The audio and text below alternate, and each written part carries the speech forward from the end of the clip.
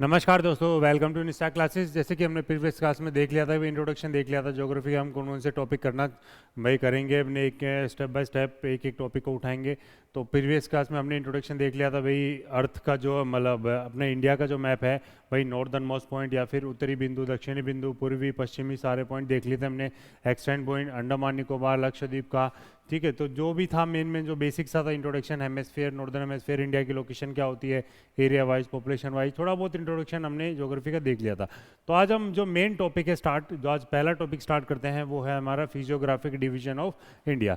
तो उससे पहले अगर किसी को भी भाई इन्फॉर्मेशन, जो हमारा ऐप है वो निस्टा क्लासेस के नाम से ऐप आएगा, अगर किसी को भी बैच ज्वाइन करना है या फिर वीडियोज़ है, पीडीएफ है, सारी चीज़ अवेलेबल मिल जाएंगे आप लोगों को। बाकी जो इन्फॉर्मेशन वो हमारा कॉन्टैक्ट नंबर है ही 9710010087। तो इस पर आप कॉल करके कोई भी इंक्वायरी या कोई भी इन्फॉर्मेशन ले सकते हैं। हमारा टेलीग्राम चैनल निष्ठा नोट्स, जो आप ज्वाइन करके इस पर आप कोई भी शेड्यूल या कोई भी इंक्वायरी आप ले सकते हैं। बैच ऑफलाइन प्लस ऑनलाइन दोनों टारगेटेड बैच स्टार्ट किया हुआ है अभी अभी 1 तारीख से हमने, ठीक है। तो आगे बढ़ते हैं अपना।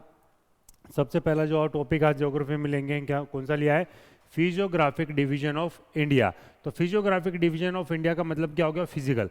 तो मतलब क्या होगा, एक तरह से जो सैटेलाइट से हमें ऊपर से जो दिखेगा फिजिकल जो एनवायरमेंट है या फिजिकल जो फीचर्स जो दिखेंगे इंडिया के, वो क्या क्या हमें ऊपर से दिख सकते हैं। देखो ह्यूमन सेटलमेंट तो दिख नहीं सकता, बट हमें क्या दिख सकता है, जैसे माउंटेन्स दिख जाएंगे, प्लेन्स एरिया दिख जाएगा, रिवर्स दिख जाएंगी, ठीक है, थोड़ी बहुत कोस्टल एरियाज दिख जाएंगे, रिजीज होंगी, या फिर डेजर्ट एरिया हो गया, हरियाली है, कितना हरा भरा है, कितना सूखा है, ये सारी चीज़ हमें क्या ऊपर सेटेलाइट से स्पेस से दिख सकती हैं। तो ये मतलब क्या हो गया, एक तरह से फिजिकल फीचर्स हो गया, कौन सा ऊपर एरिया कौन सा नीचे एरिया है, ये सारी चीज़ों के बारे में हम पढ़ेंगे।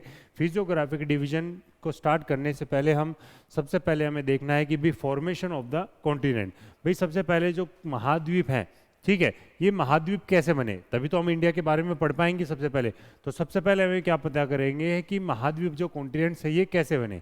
इसके लिए क्या है, सबसे बेस्ट है एक थ्योरी दी गई है, कॉन्टिनेंटल ड्रिफ्ट थ्योरी। चलो उसके बारे में देखते हैं।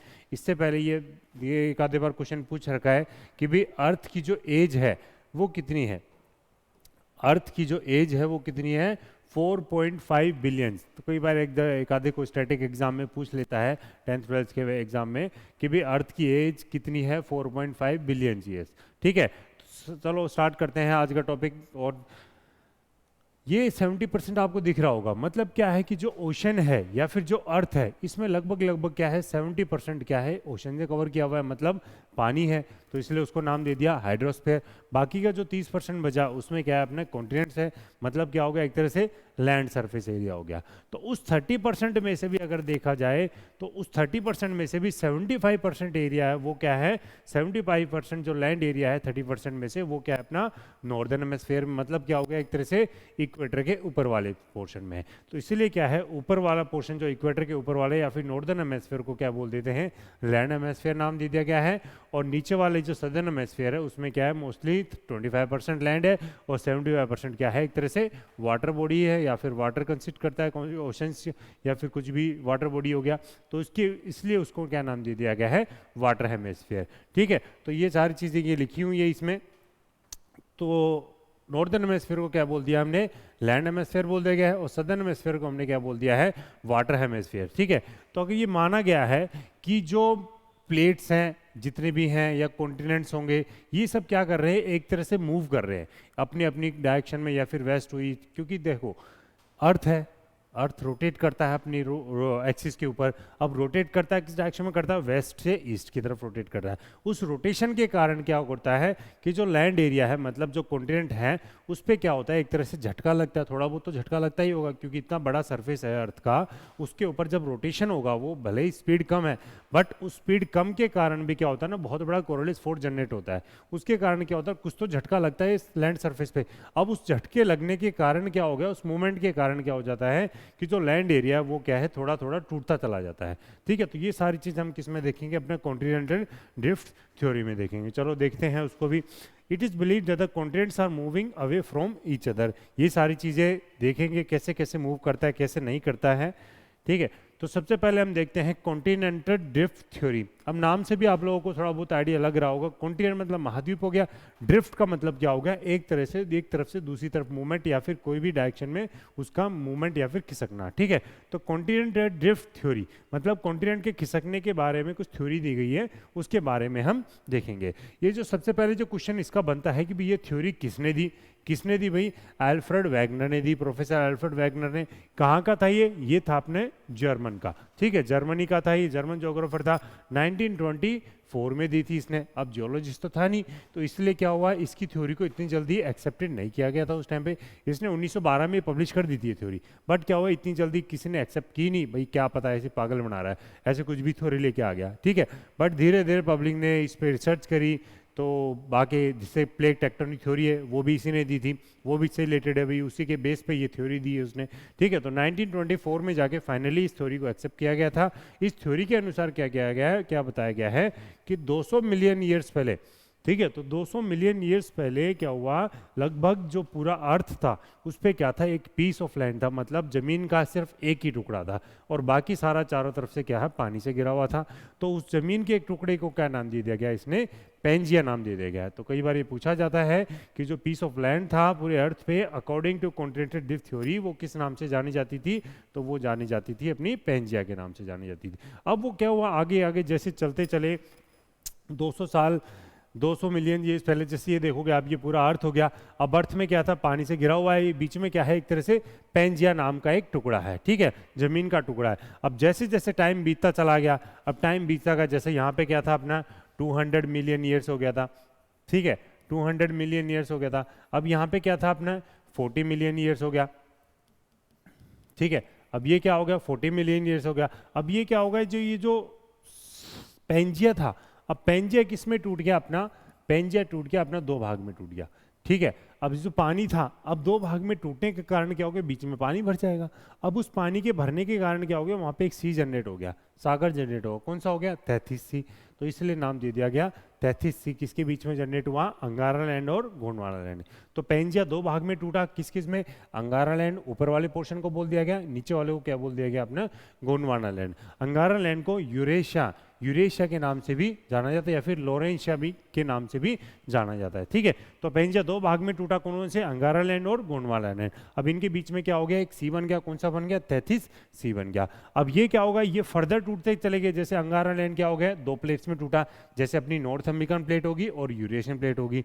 और जो गोंडवाना लैंड है ये आगे चल के 5 प्लेट में टूटा, जैसे अपनी साउथ अमेरिकन प्लेट होगी, अफ्रीकन प्लेट होगी, इंडियन प्लेट होगी, एंटार्क्टिकन प्लेट होगी, और कौन सी होगी अपनी और कौन सी प्लेट आ जाएगी अपनी, साउथ अमेरिकन, अफ्रीकन, इंडियन और ऑस्ट्रेलियन प्लेट होगी, लास्ट में होगी अपनी ऑस्ट्रेलियन प्लेट। तो 5 प्लेट ये होगी, 2 ये प्लेट होगी। तो मेजर जो प्लेट है वो कितनी है अपनी, टोटल 7 प्लेट्स है, ठीक है। तो ये 7 प्लेट्स इन दोनों के टूटने से ही बनी है। अब जैसे धीरे धीरे अगर हम देखेंगे थ्योरी को, जैसे ये क्या हुआ, अब ये जो पूरा एक पोर्शन था ये क्या था अपना, पेंजिया कंसिडर कर रखा है। पेंजिया क्या हुआ, ये दो भाग में टूटा यहाँ से। अब दो भाग में टूटने के बाद ये दो टुकड़े हो गए इसके, ये वाला हो गया, एक ये वाला हो गया। ये क्या हो गया अपने नॉर्थ अमेरिका कनाडा वाला पोर्शन हो गया। ये क्या हो गया अपना, ये हो गया अपने यूरेशिया, मतलब क्या होगा, यूरोप प्लस एशिया वाला पोर्शन हो गया, ठीक है, जो इंडियन प्लेट से ऊपर है। जैसे किस में आएगा, रशिया चाइना वाला पोर्शन जो आ जाएगा पूरा एशिया, ठीक है। ये वाला क्या हो गया अपना, साउथ अमेरिका हो गया। ये हो गया अपना अफ्रीका हो गया। ये हो गया अपना इंडियन प्लेट हो गया। ये हो गया अपना ऑस्ट्रेलियन प्लेट हो गया। और ये हो गई अपनी अंटार्कटिका प्लेट होगी। तो ये 5 प्लेट होगी गोंडवाना लैंड की, 2 प्लेट होगी अपनी अंगारा लैंड की, ठीक है। आगे समझ में, चलो आगे देखते हैं। अब जैसे इनका धीरे धीरे मूवमेंट होता गया तो थोड़ा थोड़ा क्या हो गए, दूर होते चले गए, बीच में पानी भरता चला गया। अब मूवमेंट क्या होगा, कई बार ये क्वेश्चन पूछ रखा है कि इंडियन प्लेट का मूवमेंट किस डायरेक्शन में हुआ था। इंडियन प्लेट देखो ऐसे खिसक रही ऊपर की तरफ, तो किस डायरेक्शन में हो रहा है, लगभग नॉर्थ ईस्ट डायरेक्शन में मूवमेंट हो रहा था। तो कॉन्टिनेंटल ड्रिफ्ट थ्योरी के अनुसार इंडियन प्लेट का जो मूवमेंट था वो किस डायरेक्शन में हुआ, नॉर्थ ईस्ट डायरेक्शन की मूवमेंट में, नॉर्थ ईस्ट डायरेक्शन की तरफ हो रहा था इसका मूवमेंट, ठीक है। तो जैसे ये डायग्राम हुआ, उसके बाद ये बन गया, उसके बाद फाइनली ये बन गया, जो आज के जो हम वर्ल्ड मैप देख रहे हैं वो ये शेप ले लेता है। तो मतलब धीरे धीरे क्या होगा, टाइम टू टाइम ये क्या होगा, मूवमेंट होता चला गया। अब ये मूवमेंट क्या होगा, इतना तेज नहीं होता कि जैसे हमें फील हो, ये होता है लगभग 2 से 2.5 मैक्सिमम 3 सेंटीमीटर पर ईयर। तो एक साल में 2 सेंटीमीटर, देखो हमारे लिए तो कोई बड़ी बात है नहीं, बट क्या होगा, इतनी बड़ी जो प्लेट होती है वो थोड़ी सी भी अगर खिसक सकती है तो कहीं ना कहीं क्रैक या कहीं कहीं सबमर्जेंस होता ही है, तो उसके कारण बहुत सारे चेंजेस आ जाते हैं। ठीक है, तो जैसे हमने देखा अंगारा लैंड क्या होगा, 2 प्लेट में, नॉर्थ अमेरिकन प्लेट और यूरेशियन प्लेट हो गया। गोंडवाना लैंड हो गया अपने 5 प्लेट में हो गया था, ये हमने देख ही लिया था कौन कौन सी 5 प्लेट थी। ठीक है, अब इसी के साथ साथ क्या हुआ, जो 40 मिलियन से हो गए, Indian plate started drifting toward the north east direction में। अब ये जो डायरेक्शन में खिसकती चलेगी तो ये क्या होगी, आखिर में जाके यूरेशियन प्लेट से जाके टकरा गई, क्योंकि इंडियन प्लेट क्या हुई, इंडियन प्लेट ऊपर तक चलती चलेगी। अब ऊपर जब चलेगी तो ऊपर कौन सी प्लेट है, यूरेशियन प्लेट है। अब यूरेशियन प्लेट के साथ जाके टकराती है, उस टकराने के कारण क्या होते हैं, वहाँ पे हिमालयाज बनते हैं। तो इसीलिए हम देखते हैं कि भी जो हिमालयाज के बारे में आज पढ़ेंगे, तो उससे पहले हमें क्या पता करना था कि हिमालयाज कैसे बने। तो उस हिमालयाज को बनने से के लिए हमें क्या पढ़ना पड़ा कि भी कॉन्टिनेंट का कैसे फॉर्मेशन हुआ। अब कॉन्टिनेंट्स बने हैं तो उसके बाद क्या हुआ, हिमालयाज कैसे बने। तो ये सारी चीज़ें क्या आपस में इंटरलिंक्ड है। तो as a result of this collision, ये जो इंडियन प्लेट है यूरेशियन प्लेट के साथ टकराई, इस पे क्या हुई, फोल्डिंग अकर्स, फोल्डिंग धीरे धीरे होती चली गई। उस फोल्डिंग के कारण किसकी फोल्डिंग हुई, इनके बीच में जो 33C था। अब 33C की जो फोल्डिंग होगी तो बीच में क्या हुआ, जो सेडिमेंट्स है पानी के अंदर, पानी तो क्या हुआ साइड में फ्लो कर जाएगा। अब जो सेडिमेंट्स है वो क्या करेंगे, धीरे धीरे ऊपर इकट्ठे होते चलेंगे। तो कोई भी दो चीज़ टकराती तो धीरे धीरे क्या हो जाता है, ऊपर इकट्ठे होते चले जाते हैं। और इस अपलिफ्टमेंट को क्या बोल दिया गया, हमने हिमालय का फॉर्मेशन बोल दिया गया। जैसे आप एग्जाम्पल देखोगे तो ये क्या हुआ, इंडियन प्लेट ऊपर की तरफ मूव कर रही है, ऊपर क्या है, यूरेशियन प्लेट है। तो दोनों जब आपस में टकराई तो यहाँ पे क्या बन गए, अपने हिमालयाज बन गए। अब यही हम प्रैक्टिकल देखेंगे, तो ये अपनी इंडियन प्लेट है, ये अपनी एशियन प्लेट है। तो दोनों ये टकराएंगे तो ये क्या अपना सी है, 33C हो गया, ये सी वाला पोर्शन हो गया। जब ये टकराएंगी तो क्या होगा, सी गायब हो जाएगा, भाई पानी साइड में हो जाएगा। तो जो इसका जो सेडिमेंट्स होंगे ये क्या करेंगे, अपलिफ्टमेंट हो जाएगा। अब इनका अपलिफ्टमेंट होगा तो क्या होगा, ऊंचे नीचे माउंटेन्स बन जाएंगे। अब ये माउंटेन्स यहाँ पे बन गए, इसलिए इनको बोला जाता है यंग फोल्ड माउंटेन्स। और सबसे हाईएस्ट माउंटेन रेंज या फिर हाईएस्ट माउंटेन्स यहीं पे पाए जाते हैं, क्योंकि ये सबसे बड़ी प्लेट्स जो आपस में जो टकराई वो यही है, यूरेशियन प्लेट और इंडियन प्लेट हो गया है। ठीक है, इसको देखने के लिए हमें एक चीज़ और पता होनी चाहिए कि जो प्लेट टेक्टोनिक थ्योरी है वो भी अल्फ्रेड वेगनर ने दी, वो भी इसी से इंटरलिंक्ड है कि जो प्लेट्स का जो मूवमेंट हुआ। अब प्लेट का मूवमेंट हमने कॉन्टिनेंट की कैसे बने वो हमने देख लिया, बट इन प्लेट का मूवमेंट कैसे कैसे हो सकता है, किस किस कारण से क्या क्या चीज़ बन सकती है, उससे हमने क्या देखेंगे, हम प्लेट टेक्टोनिक थ्योरी से देखेंगे।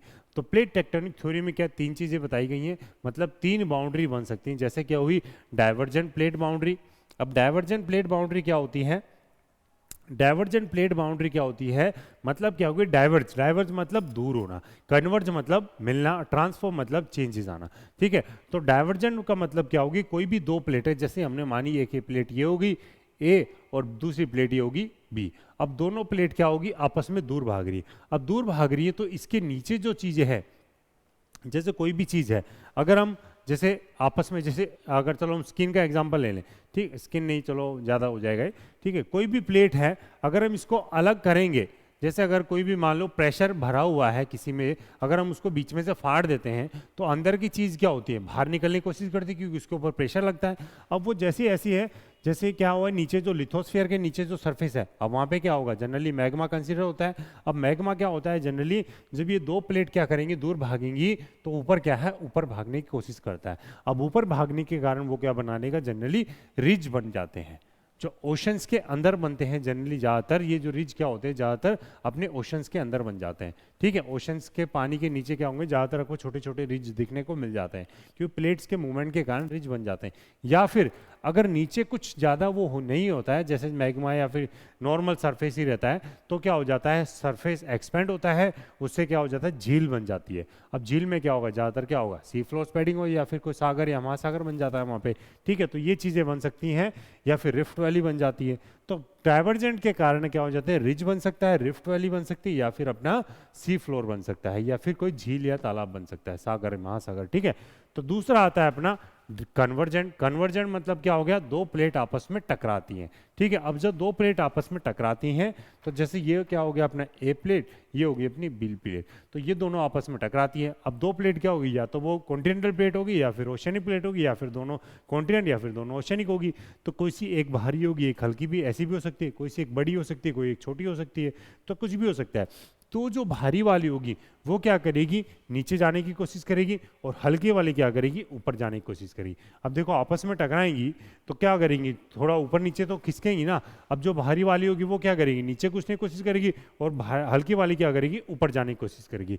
तो इसके कारण क्या हो जाता है, जो खुरचन होगा इसके ऊपर, ये जो बीच में जो यहाँ पे जो सेडमेंट्स होंगे या फिर लैंडमास होंगे इनके बीच में, ये क्या करेंगे, ऊपर ऐसे अपलिफ्ट होते चले जाते हैं, और इसके कारण क्या हो जाते हैं, यहाँ पे माउंटेन्स बन जाते हैं। तो कन्वर्जेंट का सबसे बेस्ट एग्जांपल अपने हिमालयंस। तो हिमालय कैसे बने, अपने इंडियन प्लेट और यूरेशियन प्लेट के टकराने से, इन दोनों के टकराने से क्या बना, अपना हिमालयस बने। ठीक है, तो माउंटेन्स जनरली किस में बनते हैं, अपने कन्वर्जेंट प्लेट बाउंड्री में बनते हैं। लास्ट आता है अपना ट्रांसफॉर्म प्लेट बाउंड्री। ट्रांसफॉर्म में जनरली ऐसे कुछ चेंजेस ज़्यादा होते नहीं है, बस क्या होता है, जनरली अर्थक्वेक के सिम्टम्स मिल जाते हैं, अर्थक्वेक आ जाता है, शेकिंग बोल देते हैं। ट्रांसफॉर्म में क्या होता है, जनरली शेक होता है, कोई भी दो प्लेट क्या होती है, आपस में यू रब होती हैं या फिर शेक होती हैं, तो इसके कारण क्या हो जाते हैं, ज़्यादातर आपको अर्थक्वेक देखने को मिल जाएंगे। बाकी ज़्यादा कुछ चेंजेस मिलते हैं, छोटे मोटा अगर कोई आ गया तो वोल्केनिज्म आ गया था, बाकी ज़्यादा कुछ चेंजेस आपको इसमें देखने को नहीं मिलेंगे। ओके, अब नेक्स्ट आगे बढ़ते हैं, अपना जो मेन जो टॉपिक है अपना physiographic formation of the Himalayas. अब हिमालयाज हमने देख ही लिया था कैसे बने थे, ये टोटली ये क्या है, अपने ये पूरे अपने हिमालयाज हैं। ऊपर क्या थी, अपनी यूरेशियन प्लेट थी, और नीचे थी अपनी इंडियन प्लेट। तो ये नीचे से आई और ये ऊपर से आई, दोनों आपस में टकराई, तो मतलब कौन सी प्लेट हुई, कन्वर्जेंट प्लेट हुई। और कौन सी बाउंड्री बन जाएगी इसमें, इसमें लगभग लगभग माउंटेन्स बन जाएंगे, क्योंकि आपस में जब टकराएंगी तो बीच में क्या था, अपना 33C था। अब 33C का जितना भी सेडिमेंट्स है वो सब क्या करेगा, धीरे धीरे पाइलअप होता जाएगा एक दूसरे के बीच में।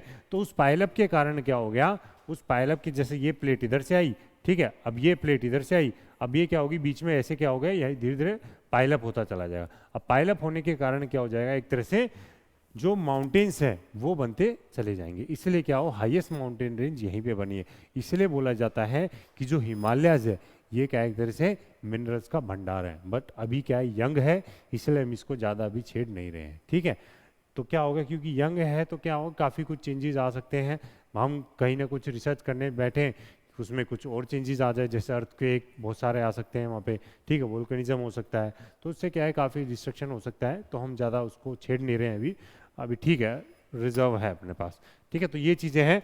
अब हम चलते हैं आगे, जो मेन टॉपिक है फिजियोग्राफिक डिवीजन ऑफ इंडिया। तो सबसे पहले जब फिजियोग्राफिक डिवीजन ऑफ इंडिया में क्वेश्चन क्या आता है कि भाई अकॉर्डिंग टू इंडियन गवर्नमेंट या फिर भाई जोग्राफर्स के हिसाब से, तो ये क्या है, कितने भागों में बांटा गया है। इंडियन जो फिजिकल एनवायरनमेंट या फिजियोग्राफिक डिवीजन वो कितने टाइप्स में बांटा गया है, ये बांटा गया अपना 6 भाग में बांटा गया है।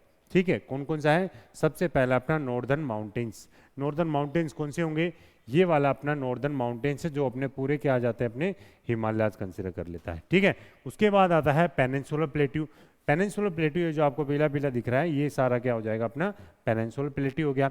अब पेनिनसुलर प्लेट्यू को हम 2 भाग में बांट सकते हैं, इसको बीच में से कट कर सकते हैं, क्योंकि बीच में क्या अपना विंध्याचल रेंज और सतपुरा रेंज है। तो ये जो बीच में से कट करेंगे तो ये 2 भाग में हो जाएगा। 2 भाग में ऊपर वाला क्या हो जाएगा, अपना सेंट्रल हाईलैंड बोल देंगे, ऊपर वाले को क्या बोल देंगे, अपना सेंट्रल हाईलैंड बोल देंगे, और नीचे वाले को क्या बोल देंगे, अपना डेक्कन प्लेट्यू बोल देते हैं, क्योंकि ये डेक्कन एरिया में पड़ जाता है।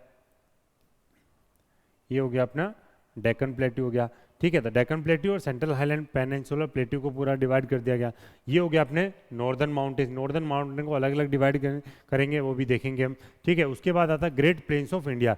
ग्रेट प्लेन्स ऑफ इंडिया मतलब क्या होगा, इंडिया का जो सबसे फर्टाइल लैंड है, ठीक है, यूपी, हरियाणा, पंजाब, बिहार, ये सब क्या है, इंडिया में सबसे ज़्यादा खेती इसी एरिया में होती है, तो इसलिए इसको बोल दिया जाता है ग्रेट प्लेन्स ऑफ, जो मैदानी क्षेत्र है इंडिया के वो सबसे ज़्यादा यहीं पे है। उसके बाद कोस्टल प्लेन्स है, इंडिया का काफ़ी अच्छा, काफ़ी लंबा कोस्टल एरिया है, तो ये हो जाता है अपने वेस्टर्न घाट्स, और ये हो जाता है अपने ईस्टर्न घाट्स, मतलब वेस्टर्न कोस्टल प्लेन और ईस्टर्न कोस्टल प्लेन्स। उसके बाद आता है अपने आइलैंड्स ऑफ इंडिया। आइलैंड 2 है इंडिया के पास, लक्षद्वीप आइलैंड और अंडमान निकोबार आइलैंड, इन दोनों के बारे में पढ़ेंगे।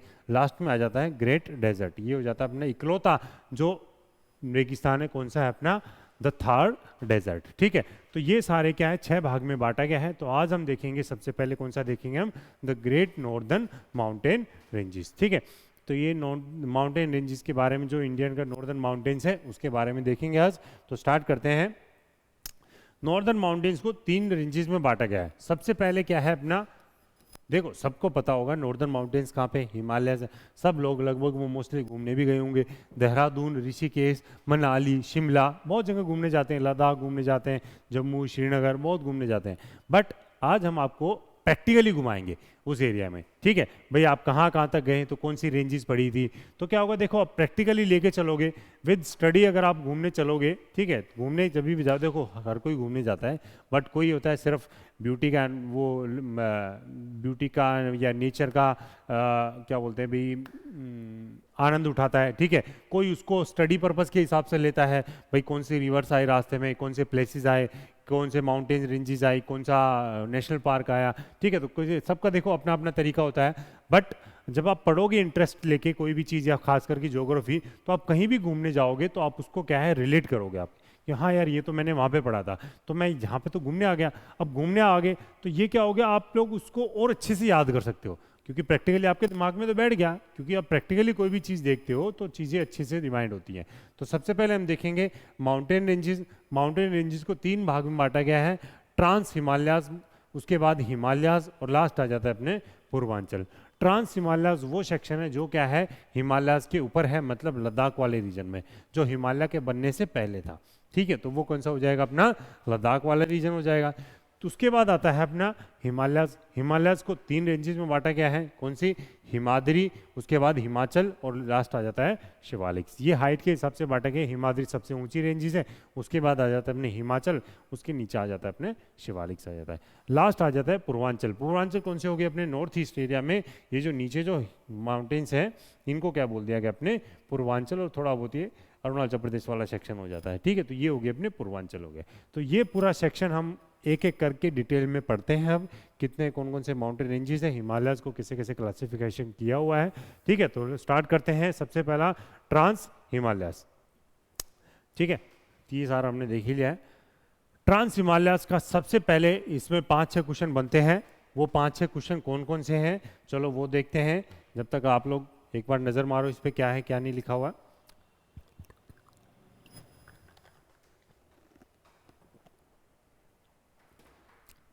ठीक है, तो ट्रांस हिमालय कहाँ पे लाई करता है, देखो यहाँ पे आपको जम्मू कश्मीर दिख जाएगा। पहले वो जम्मू कश्मीर था, अब वो लद्दाख टेरिटरी में बन चुका है। तो वो अब जनरली क्या है, पूरा लगभग लगभग लद्दाख यूनियन टेरिटरी में ही कंसिडर किया जाता है, ठीक है। तो ट्रांस हिमालयस, तो ट्रांस हिमालयस क्या होगे, अगर आप मैप में देखोगे, सबसे पहले आप देखोगे ऊपर, देखो हिंदू कुश रेंज है, यहाँ पे क्या है, पामीर नोट है, ये क्या है, इंडिया के बाहर है। मतलब ये एक लास्ट रेंज है हिमालय के ऊपर जो इंडिया के बाहर है, मतलब एक तरह से बोल सकते हैं बाउंड्री है, ठीक है। अफगानिस्तान वाले या फिर चाइना वाले रीजन में ये रेंज फ्लो करती है। उसके बाद इंडिया में अगर आएंगे तो सबसे पहले जो रेंज आएगी वो कौन सी आएगी, अपनी काराकोरम रेंज आएगी। सबसे पहले रेंज कौन सी आएगी, अपनी काराकोरम रेंज आएगी, ठीक है। सबसे पहले कौन सी रेंज आई, अपनी काराकोरम रेंज आई। उसके बाद दूसरी अगर हम रेंज देखेंगे, उसके बाद दूसरी देखेंगे तो कौन सी आएगी, अपनी लद्दाख रेंज आई, ठीक है।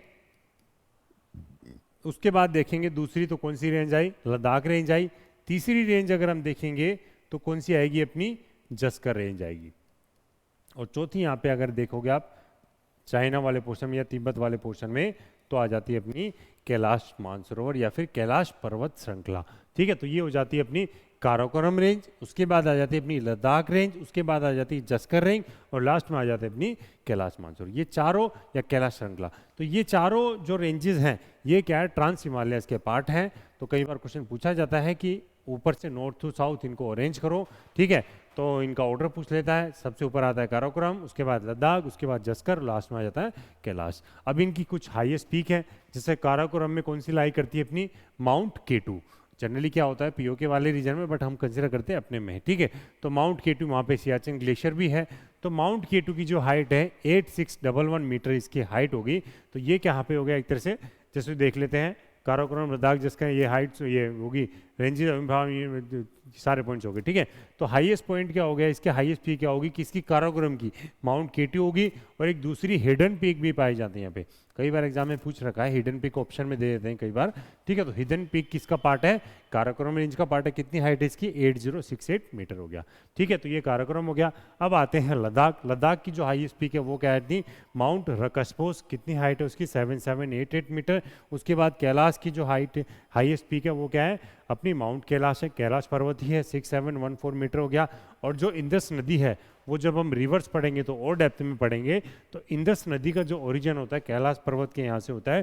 तो ये कहाँ से फ्लो करती है, फ्लो करती है अपनी जो लद्दाख और जस्कर जो रेंज है इन दोनों के बीच में से फ्लो करती हुई वहाँ से बहती है, ठीक है। तो कई बार ये इंदस का क्वेश्चन पूछ रखा है कि भाई इंदस नदी कौन सी रेंजेस के बीच में फ्लो करती है, कौन सी रेंज में फ्लो करती है, अपनी लद्दाख और जस्कर रेंजेस में फ्लो करती है। ओके, आगे समझ में, ठीक है। तो आगे चलते हैं, ट्रांस हिमालयस देख लिया हमने। उसके बाद हम देखते हैं हिमालयस के बारे में। हिमालयस को 3 भाग में बांटा गया था, ठीक है। तो हमने देखा था सबसे ऊपर वाला जिसको बोल देते हैं ग्रेटर हिमालयस बोल देते हैं, या फिर आउटर हिमालयस बोल देते हैं, या फिर आउटर बोलते हैं, इनर बोलते हैं, इनर हिमालयस बोलते हैं, ठीक है। ग्रेटर हिमालयस बोलते हैं, इनर हिमालयस बोलते हैं, या फिर हिमाद्री भी बोल देते हैं, ठीक है।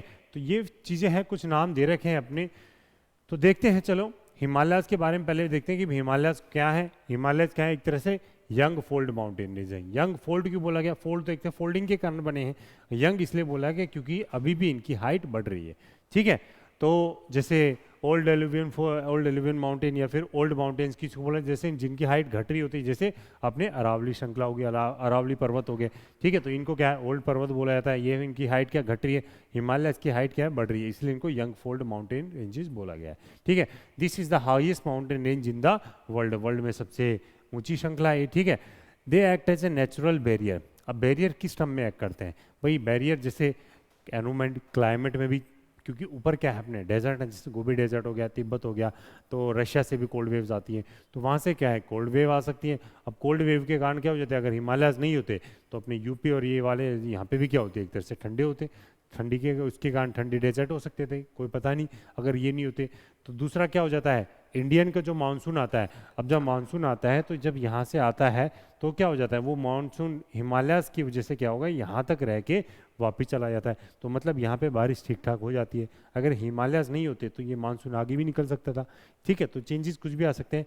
दूसरा क्या होगा बैरियर, ये क्या है, एक तरह से बाउंड्री की तरह एक्ट करता है। अब चाइना और इंडिया के बीच में क्या है, सबसे बड़ा बाउंड्री क्या है, अपने हिमालय। तो इजीली इसको क्या है, कोई क्रॉस नहीं कर सकता, क्योंकि इतनी ज़्यादा हाइट है, इतनी ज़्यादा हाइट पे जाना पब्लिक के लिए या फिर आदमियों के लिए क्या हो जाता है, एक तरह से बहुत ही ज़्यादा रिस्की हो जाता है, लाइफ बहुत मुश्किल हो जाती है वहाँ पे, ठीक है। जैसे आपने एग्जांपल हो सियाचिन ग्लेशियर, सियाचिन ग्लेशियर में क्या हो जाता है, एक तरह से बहुत मुश्किल हो जाता है वहाँ पे सर्वाइव करना, ठीक है। इट एक्सटेंड जो हिमालय से लगभग कितनी लंबाई है इनकी, 2500 किलोमीटर लंबाई है अपनी। यहाँ से अगर हम देखेंगे, यहाँ से अगर हम देखेंगे तो यहाँ तक इसकी कितनी लंबाई है, लगभग 2500 किलोमीटर इसकी लंबाई है। और किस किस के बीच में एक्सटेंड करते हैं ये, इंदस और ब्रह्मपुत्रा। इंदस नदी यहाँ पे फ्लो करती है अपनी, और ब्रह्मपुत्रा नदी यहाँ पे फ्लो करती है, ठीक है। तो इसके बीच में जो कितनी हाइट, टोटल कितनी लेंथ होगी, 2500 किलोमीटर इसकी लेंथ होगी, ठीक है। तो ये कुछ पॉइंट्स है अपने हिमालय के बारे में। अब देखते हैं सबसे पहले इसका जो पहला सेक्शन है, पहला सेक्शन है वो कौन सा हो गया अपना, ग्रेटर हिमालयस बोल दिया जिसको, जिसको क्या बोल दिया गया अपना, ग्रेटर हिमालयस बोल दिया गया, ठीक है। तो सबसे पहले हम देखते हैं ग्रेटर हिमालयस के बारे में। ये यहाँ से चालू करेंगे हम, ये वाला जो सेक्शन है ये ग्रेटर हिमालय। ग्रेटर हिमालय की लंबाई सबसे छोटी है, फिर उसके बाद मिडल की है, और सबसे नीचे आ जाएगी अपनी, सबसे नीचे कौन सी आ जाएगी अपनी, ये होगी ग्रेटर। उसके बाद आ जाती है अपनी मिडल, उसके बाद लास्ट में देखोगे तो कौन सी हो जाएगी अपनी, शिवालिक्स की रेंज आ जाती है, तो सबसे लंबी है, ठीक है। शिवालिक्स सबसे नीचे आ जाती है, वो हो जाती है सबसे लंबी रेंज कहलाती है, ठीक है।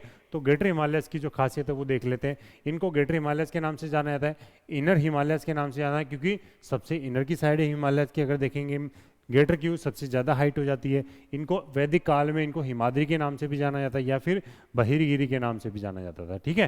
तो ये चीज़ें हो गई। अगर इसकी देखोगे आप, एवरेज हाइट जो इसकी है कितनी है, 6100 मीटर इसकी एवरेज हाइट होगी। अगर इनकी देखोगे एवरेज चौड़ाई कितनी है, तो 120 से लेके 180 किलोमीटर इनकी एवरेज चौड़ाई है, ठीक है। तो इनकी लंबाई देखी थी 2500 किलोमीटर तक लगती है एवरेज, हाइट होगी 6100 किलोमीटर होगी, और इनकी चौड़ाई कितनी होगी 120 से 180 किलोमीटर होगी। माउंट एवरेस्ट जो हाईएस्ट पीक है किसकी, वर्ल्ड की, वो किसका पार्ट है अपना, ग्रेटर हिमालयाज का पार्ट हो गया। तो माउंट एवरेस्ट की हाइट कितनी हो जाती है 8848 मीटर हो जाती है, जिसको क्या बोलते हैं सागर माथा के नाम से जाना जाता है। कहाँ पे, नेपाल में, और चाइना में इसको क्या बोला जाता है, चोमुलोंगमा के नाम से जाना जाता है। ठीक है, तो ये क्या है अपनी वर्ल्ड की हाईएस्ट पीक है। तो किस किस नाम से है, कई बार पूछ लेता है एग्जाम में। दूसरी पीक आ जाती है कंचनजंगा। ठीक है, कंचनजंगा अपनी इंडिया की हाईएस्ट पीक बोल देते हैं, जो कहाँ पे लाई करती है, अपनी सिक्किम में लाई करती है।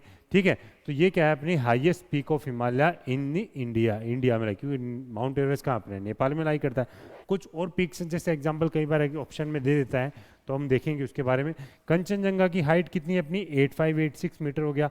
उसके बाद क्या हो जाती है मकालू, कई बार एग्जाम में पूछ लेता है, मकालू क्या हो जाती है, नेपाल में लाई करता है, इसकी हाइट कितनी है, लगभग 8481 मीटर हो जाती है। उसके बाद धौलागिरी एग्जाम में पूछ रखा है कई बार, धौलागिरी कहाँ पे लाई करता है अपना, नेपाल में लाई करता है। उसके बाद नंगा पर्वत कहाँ पे लाई करता है अपना, जम्मू एंड कश्मीर में लाई करता है।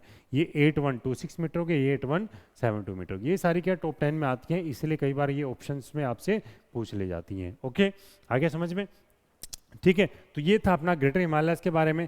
नेक्स्ट आता है अपना मिडिल हिमालय, जो सबसे इंपॉर्टेंट है, सबसे ज़्यादा क्वेश्चन बन सकते हैं। ठीक है, तो क्योंकि क्या है, इसको मिडिल हिमालयस को फर्दर इसमें 5 भागों में बांटा गया है। ठीक है, तो वो भी देखेंगे। तो इसको वैदिक काल में इसको क्या बोला जाता है, हिमाचल के नाम से जाना जाता था मिडिल हिमालयस को, या फिर इनको लेसर हिमालयस बोला जाता है, क्योंकि ग्रेटर से क्या होगी, ऊपर वाले से क्या होगे, थोड़े छोटे हो जाते हैं। मिडिल बोलते हैं क्योंकि ये दोनों रेंजेस के बीच में है, शिवालिक्स और ग्रेटर के बीच में हो जाते हैं। ठीक है, तो इनकी जो चौड़ाई है वो क्या है, 60 से 80 किलोमीटर की इसकी चौड़ाई है। 3700 से 4700 मीटर की इनकी हाइट हो जाती है एवरेज। और जो हिल स्टेशन है, कई बार क्वेश्चन पूछते हैं कि जो कुछ हिल स्टेशन है, जैसे क्या हो गया, मनाली हो गया, शिमला हो गया, डलहौजी हो गया। ठीक है, और कुछ हैं जैसे मसूरी हो गया, दार्जिलिंग हो गया। दार्जिलिंग यहाँ पे अपने वेस्ट बंगाल सिक्किम साइड हो जाता है। ठीक है, तो ये सारे जो हिल स्टेशन है ये कौन सी रेंज में लाई करते हैं। तो बहुत बार एग्जाम पूछता है, ये बहुत बार पूछा जाता है एग्जाम में कि ये जो कुछ हिल स्टेशन है ये कौन कौन सी रेंजेस में लाई करते हैं। ऑप्शन में दे देगा ग्रेटर, मिडल, लेसर और शिवालिक, कुछ ऐसे दे देगा, ट्रांस हिमालयस, काराकोरम, कुछ भी दे देगा ऑप्शन में।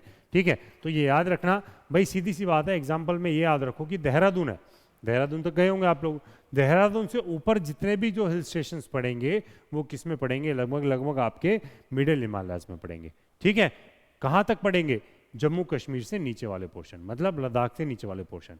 ठीक है, तो हिमाचल प्रदेश से लेके देहरादून के बीच में जितने भी जो हिल स्टेशन पड़ेंगे वो किस में पड़ेंगे, अपने मिडल हिमालयस के पोर्शन होगा। ठीक है, उसके बाद देखेंगे कि जो कश्मीर वैली है, कश्मीर वैली किसके बीच में लाई करती है, पीर पंजल और जस्कर रेंज के बीच में लाई करती है। अब पीर पंजल कहाँ से आ गया, पीर पंजल किसका पार्ट है, पीर पंजल है किसका, अपना मिडल हिमालयस का पार्ट है। अब ये जो मिडल हिमालयस था, जो हमने देखा था मिडल हिमालय, जो जहाँ से चालू हो रहा था ऐसे, इसको क्या है 5 भाग में बांटा गया है। इसको क्या है 5 भाग में कट कर दिया गया। सबसे पहले हमने देखा, ये देखेंगे, उसके बाद 3, 4 और लास्ट में आ जाता है अपना 5वां भाग। ठीक है, तो सबसे पहले जो आएगा वो क्या हो जाता है, अपना पीर पंजल पार्ट हो जाता है। सबसे पहला क्या हो गया, अपना पीर पंजल हो गया। ठीक है, नेक्स्ट हो जाता है अपना, देखो पीर पंजल हो गया, नेक्स्ट कौन सा हो जाता है, यहाँ पे लिखा हुआ है पीर पंजल। दूसरा हो गया अपने धौलागिरी हो गया, तीसरा हो गया अपने मसूरी हो गया, चौथा हो गया अपने नागदिब्बा हो गया, और 5वां हो गया अपने महाभारता। बट हमें क्या याद करना वो देखेंगे। सबसे पहली चीज क्या याद रखनी है, पीर पंजल जो है, पीर पंजल कहाँ पे लाई करता है, पीर पंजल जनरली अपने कहाँ पे लाई करता है, अपने जम्मू एंड कश्मीर में लाई करता है। पीर पंजल कहाँ पे लाई करता है, जम्मू एंड कश्मीर में लाई करता है। उसके बाद जो है अपना कौन सा था, धौलागिरी। उसके बाद धौलागिरी कहाँ पे लाई करता है, अपना धौलागिरी कहाँ पे लाई करता है, अपना हिमाचल प्रदेश में लाई करता है। ठीक है, हिमाचल प्रदेश में कौन कौन से आते हैं, जैसे आप मनाली, शिमला, किसके पार्ट हो गए, अपने धौलागिरी रेंज के पार्ट हो गए। ये क्वेश्चन कुछ भी पूछ सकता है। उसके बाद आता है अपना मसूरी हो गया, मसूरी कहाँ पे लाई करता है, अपना उत्तराखंड में लाई करता है। उसके बाद अगर पूछी जाए नागदिब्बा हो गया, नागदिब्बा किसका पार्ट हो गया, अपना मिडिल हिमालयस का पार्ट है। बट नागदिब्बा की अगर पूछी जाए, नैनीताल जो पीक्स है, ठीक है, नैनीताल रेंज है या नैनीताल हिल स्टेशन है, वो किसके पार्ट होंगे, अपने नागदिब्बा रेंज के पार्ट होंगे। उसके बाद अगर पूछी जाए महाभारता, महाभारत किसका पार्ट हो गया, एक तरह से ये आ जाता है अपने नेपाल वाले रीजन में, ठीक है। महाभारत रेंज कहाँ पे आ जाती है, अपनी नेपाल वाले रेंज में होगी, ठीक है। तो मिडिल हिमालयस को हमने 5 रेंजेस में अलग अलग कट कर दिया गया है। इसके मिडिल हिमालयस को ये कई बार क्वेश्चन पूछता है। मिडिल पीरपंजल कहाँ पे अपना, एक तरह से वैष्णो देवी के ऊपर वाले पोर्शन में या फिर जम्मू से ऊपर वाले पोर्शन में अगर जाएंगे तो पीरपंजल आ जाता है, जहाँ पे अपना कश्मीर वैली पड़ जाती है, ठीक है।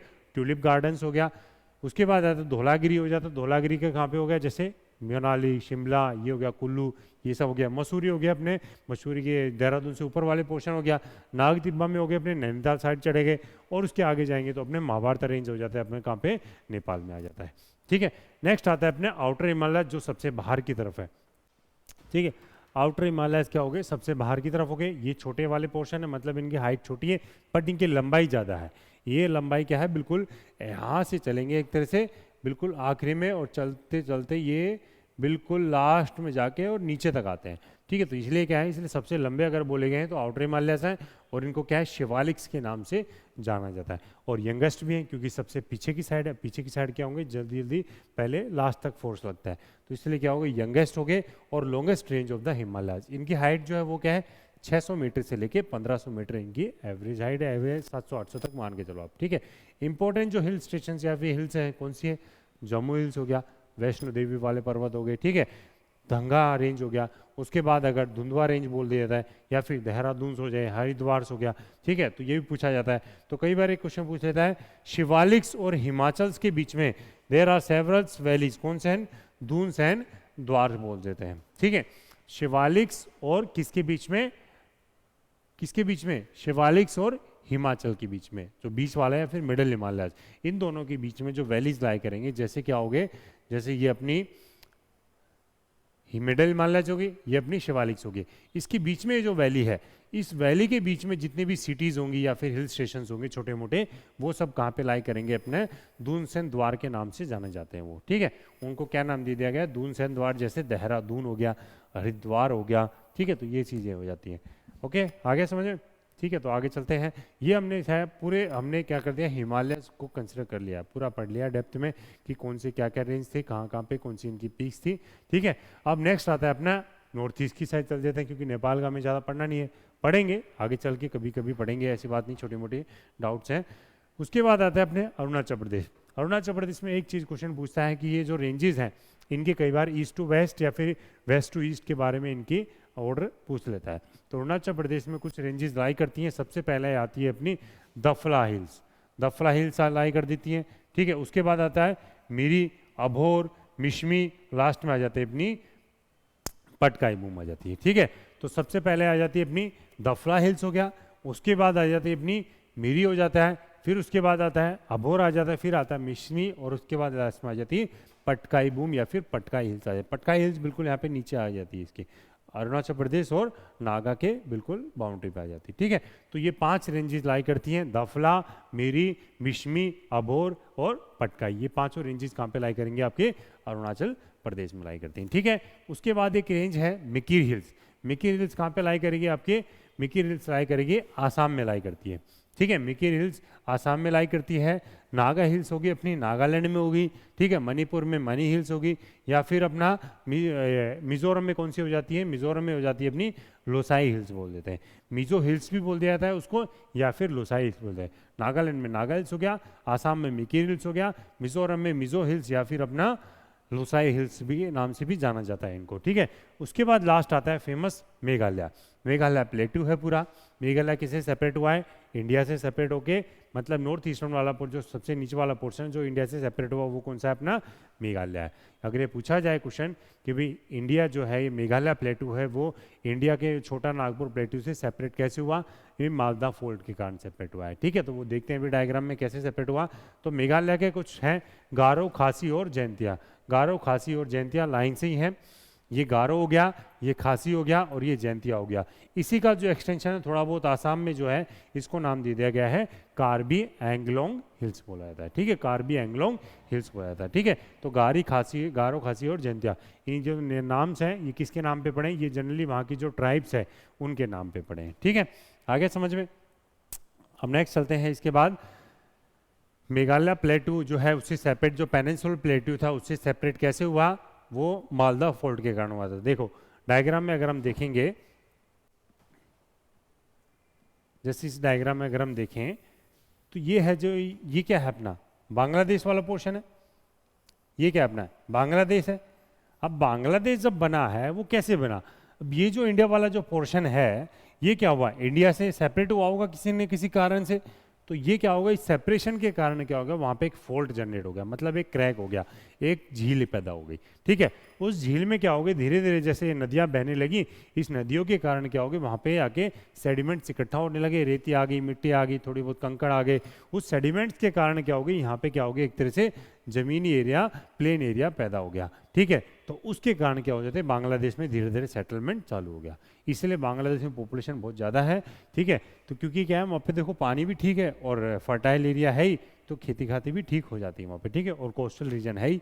ठीक है, तो इसीलिए क्या है, यहाँ पे ये जो फॉल्ट है, ये जो गहरा या फिर झील वाला एरिया, ये किसके कारण बना, अपने मालदा फोल्ड के कारण बना है। इसलिए पूछा जाए मेघालय प्लेटू या फिर नॉर्थ ईस्टर्न एरिया पेनिनसुलर प्लेटू से कैसे सेपरेट हुआ, मालदा फोल्ड के कारण हुआ था। ठीक है, तो ये हमने देख लिया। कार्बी एंग्लोंग का हमने देख लिया, किसका एक्सटेंशन था अपना, गारो, खासी और जयंतिया का जो आगे है वो कार्बी एंग्लोंग आसाम में बोल दिया जाता है। ठीक है, एनुअल रेनफॉल जो मेघालय में वो कितनी, लगभग 200 सेंटीमीटर है। रेनफॉल आएंगे तो और डेप्थ में पड़ेंगे। मौसनरम एक जगह है यहाँ पे जो क्या है, वेटेस्ट प्लेस कहलाती है अपनी। ठीक है, उसके बाद अगर हम देखेंगे यहाँ पे क्या, ये हमने क्या दिखा था, एक तरह से हॉरिजॉन्टल डिस्ट्रीब्यूशन देखा था। ठीक है, अब हम देखेंगे क्या, जैसे वर्टिकल, अब हम देखेंगे division of Himalayas on the basis of reverse. Reverse के हिसाब से कई बार क्वेश्चन पूछता है यहाँ से कि भाई रिवर्स के हिसाब से कैसे कैसे क्लासिफिकेशन कर रखा है। सबसे पहला अगर हम देखेंगे हिमालय रेंज को, सबसे पहला क्या है, पंजाब हिमालयस। पंजाब हिमालयस किस किस के, कौन सी नदी के बीच में पड़ेंगे, इंदस और सतलुज के बीच में पड़ेंगे। ठीक है, मैप में देखेंगे कहाँ कहाँ पे है, कितनी लंबाई है इनकी, कितनी चौड़ाई, लगभग 560 किलोमीटर की चौड़ाई रहेगी। ठीक है, दूसरा आता है अपने कुमाऊं। कुमाऊं क्या है, उत्तराखंड में पब्लिक को बोलते हैं या फिर कुमाऊं डिस्ट्रिक्ट भी है। ठीक है, तो पहाड़ी में जो उत्तराखंड में जो पहाड़ी लोग हैं उनको कुमाऊं बोलते हैं, कुमाऊं बेल्ट होती है वहाँ पे। ठीक है, तो कुमाऊं डिस्ट्रिक्ट भी है वहाँ पे, इसलिए कुमाऊं हिमालयस नाम दे दिया गया वहाँ पे। तो कौन कौन सी हो जाए, सतलुज और काली नदी हो गई। काली नदी शारदा नदी को बोलते हैं, जिसकी किसकी ट्रिब्यूटरी है, वो अपनी गंगा के ट्रिब्यूटरी है। ये कितनी चौड़ाई, लगभग 320 किलोमीटर की चौड़ाई थी। नेपाल हिमालय, नेपाल में हो जाते हैं काली और तीस्ता। तीस्ता किसकी, ब्रह्मपुत्रा में जो सिक्किम में फ्लो करती है, ये लगभग 800 किलोमीटर की चौड़ाई की। तो सबसे ज़्यादा चौड़ाई वाले कौन से हो गए, अपने नेपाल हिमालयस हो गए। आसाम हिमालयस का हो गए, तीस्ता से लेके अपने दिहांग के बीच में हो गए। तो कुमाऊं और पंजाब के बारे में बहुत बार पूछता है एग्जाम में। ठीक है, तो देखते हैं सबसे पहले डायग्राम में अगर हम देखेंगे तो पंजाब हिमालयस ये वाले पोर्शन हो गए, जो इस एरिया में जितने भी हिमालयस आएंगे वो सब क्या होंगे, एक तरह से पंजाब हिमालयस के नाम दे दिए गए। इंदस यहाँ पे फ्लो करती है और सतलुज यहाँ पे फ्लो करती है, तो इंदस और सतलुज के बीच में जो हिमालयस हो गए, माउंटेन हो गए, उनको क्या बोल दिया गया, पंजाब हिमालय। उसके बाद हो गए कुमाऊं, उसके बाद हो गए अपने नेपाल और उसके बाद हो गए अपने आसाम वाले हो गए। तो कुमाऊं हो गए, यहाँ पे कौन सा हो गया, अपने कौन सा पोर्शन हो गया, हिमाचल प्रदेश और उत्तराखंड वाला हो गया। ये हो गया अपना पूरा नेपाल वाला पोर्शन हो गया। ठीक है, यहाँ पे तीस्ता फ्लो करती है, यहाँ पे अपने काली फ्लो करती है। उसके बाद आ जाता है अपने, ये हो जाता है अपने अरुणाचल प्रदेश वाला या फिर आसाम हिमालयस वाला। ठीक है, जो क्या है, यहाँ पे तीस्ता हो गई, यहाँ पे दिहांग दिवांग या फिर ब्रह्मपुत्रा नदी के बीच में ये फ्लो करते हैं। तो ये क्या हो गया, एक तरह से डिवीजन ऑफ हिमालयस किसके बेसिस पे, नदियों के या रिवर्स के बेसिस पे हो गया। ठीक है, तो ये अपना एक तरह से क्या था, पूरा हिमालयस का क्लासिफिकेशन था। हिमालयस के मोस्टली जो क्वेश्चन आते हैं हिमालयस, वो इसमें से आपके क्लियर हो जाएंगे, क्योंकि देखो क्वेश्चन पूछने में पता नहीं क्या पूछ लेगा, बट मोस्टली जो टॉपिक हमने कवर कर लिया है, मोस्टली जो क्वेश्चन आते हैं वो इसी में से आते हैं। ठीक है, पूरा हिमालयस का क्लासिफिकेशन, ऊपर से ट्रांस हिमालयस, फिर हिमालयस, फिर उसके बाद आ जाते हैं अपने पूर्वांचल वाला, नॉर्थ ईस्टर्न स्टेट्स वाला। ठीक है, उसके बाद रिवर के बेसिस पे जो क्लासिफिकेशन है। ठीक है, तो आप लोग होप है कि आप लोगों को समझ में आ भी गया होगा, इतने ज़्यादा हार्ड वे में समझाया नहीं, बिल्कुल इजी वे में था, डायग्राम के साथ था, इजी लैंग्वेज लिखी थी, हिंदी इंग्लिश दोनों लिखी थी। ठीक है, तो आप लोगों को समझ में भी आ गया होगा। तो अगर वीडियो अच्छी लगी हो ना तो प्लीज़ लाइक जरूर कर दिया करो यार, लाइक किया करो और कमेंट करके जरूर बताया करो, कोई कमी हो तो वो बताया करो। ठीक है, तो वीडियो अच्छी लगी हो तो प्लीज़ हमें जरूर कुछ ना कुछ अप्रिशिएट किया, तो हम क्योंकि मोटिवेशन मिलेगा, और मोटिवेशन जितना हमें मिलेगा उसके लिए आपके लिए और बेहतर से बेहतर वीडियोस आपके लिए लेके आएंगे। ठीक है, तो ये हमारी पहली वीडियो थी फिजियोग्राफिक डिवीजन, जिसमें हमने हिमालयस के बारे में पढ़ लिया, मतलब नॉर्दर्न हिमालयस या नॉर्दर्न माउंटेन्स के बारे में पढ़ा है। इसके बाद जो 5 पार्ट्स हैं, जैसे अपना प्लेन्स हो गया, पेनिनसुलर रीजन हो गया, कोस्टल एरियाज हो गया, डेजर्ट हो गया, ये 4-5 जो क्लासिफिकेशन 5 बचे हैं, इन पांचों के बारे में भी नेक्स्ट क्लास में हम देखेंगे। ठीक है, तब तक के लिए टाटा बाय बाय।